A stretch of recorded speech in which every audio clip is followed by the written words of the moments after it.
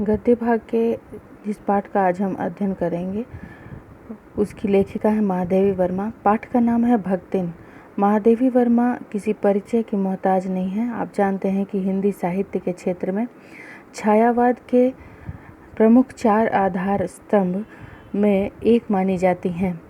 पंत प्रसाद निराला के बाद अगर चौथा कोई स्तंभ है तो वो है महादेवी वर्मा, जिनका जन्म सन 1907 फर्रुखाबाद उत्तर प्रदेश में हुआ और मृत्यु उनकी 1987 में इलाहाबाद में हुआ। उनकी प्रमुख रचनाएं दीपशिखा यामा जो काव्य संग्रह है, काव्य संग्रह कविताएं लिखी गई हैं और कविताओं में भी उन्होंने उत्कृष्ट प्रदर्शन किया। उनकी कविताएं बहुत ही सुंदर हैं।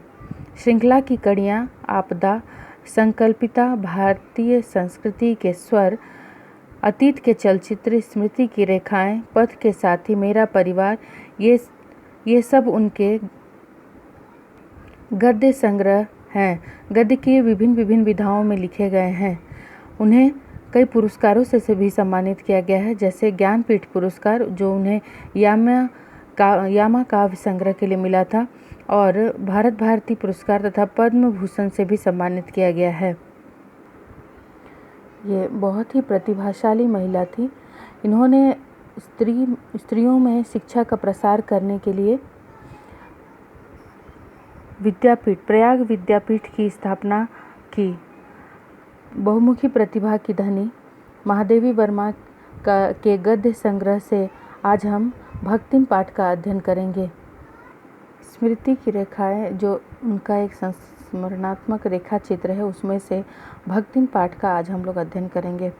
संस्मरणात्मक रेखा चित्र से मतलब है संस्मरण अर्थात याद किया हुआ, और रेखा चित्र से मतलब है कि जिस व्यक्ति के विषय में लिख रहे हैं उसके आसपास की चीज़ों के बारे में बताना।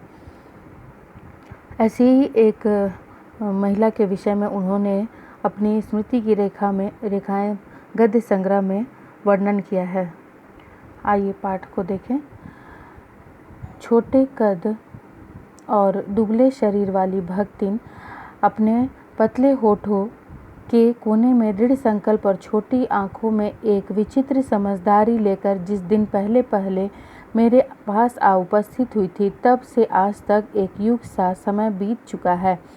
पर जब कोई जिज्ञासु उससे इस संबंध में प्रश्न कर बैठता, तब वह पलकों को आधी पुतलियों तक गिराकर और चिंतन की मुद्रा में ठुड्डी को कुछ ऊपर उठाकर विश्वास भरे कंठ से उत्तर देती है, तुम पचे का बताई, यही 50 बरिस से संग रहित हैं। लेखिका ने उसके कद काठी और शारीरिक बनावट का वर्णन करते हुए कहा कि कद छोटा था और दुबला पतला शरीर वाली भक्तिन कभी उनके घर में अपने पतले से होठों में दृढ़ संकल्प को दबाए हुए और छोटी आंखों में विचित्र समझदारी लिए जब उनके घर उपस्थित हुई थी, तब से लेकर आज का समय जो बीत रहा है, उस समय तक वो काफ़ी समय बीत गया है। लेखिका कहती है ऐसा लगता है कि एक युग सा बीत चुका है। पर जब कोई उससे जिज्ञासु व्यक्ति पूछता, वह लेखिका के इतने नज़दीक थी कि जब वह कोई व्यक्ति उससे मिलता और पूछता कि तुम कब से महादेवी वर्मा के साथ रह रही हो, तो वह आँखों की पुतलियों को गिराकर चिंतन की मुद्रा में कहती कि तुमसे क्या क्या बताऊं, तुम पचे का बताई। ये देहाती भाषा है, यहाँ पर देशज भाषा का प्रयोग किया गया है। यही 50 बरिस से संग रहित हैं। उसका कहना है कि तुमसे क्या क्या बताएं कि हम कब से महादेवी वर्मा के साथ रह रहे हैं, करीब 50 वर्ष से। इस हिसाब से मैं 75 की ठहरती हूँ और वह 100 वर्ष की आयु भी पार कर जाती है। जिस तरह का संबंध वह महादेवी वर्मा के साथ बताती है, उसके हिसाब से महादेवी वर्मा 75 वर्ष की हो जाती हैं और लक्ष्मीन 100 वर्ष की आयु को भी पार कर जाती है।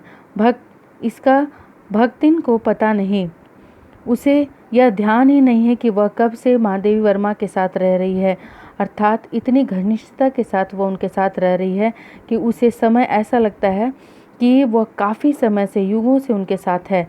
पता हो भी तो संभवतः वह मेरे साथ बीते हुए समय में रत्ती भर भी कम न रहना चाहेगी। उसे महादेवी वर्मा से इतना लगाव है कि अगर मालूम भी हो जाए कि इतने वर्षों से रह रही है, फिर भी वह अनजाना बनकर और बीते हुए समय में जितना समय वो लेखिका के साथ बिता चुकी है उसे कम कर कर बताना पसंद नहीं करेगी।